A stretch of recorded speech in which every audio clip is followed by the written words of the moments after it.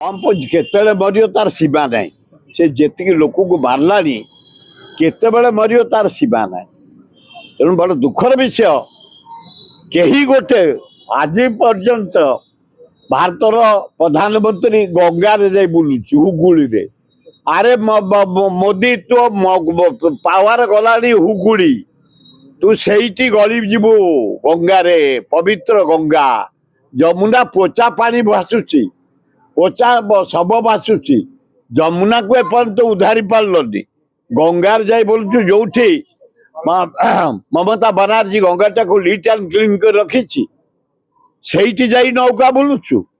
ଲଜ୍ଜା, ଘୋର ଲଜ୍ଜା। ମୋଦି କହିଛନ୍ତି ଯେ ପଶ୍ଚିମବଙ୍ଗରେ ଟୋଟାଲ ଜିଲ୍ଲା ଉଠିଯିବ, ଜିଲ୍ଲାରେ ଉଠିଯିବ କଂଗ୍ରେସ।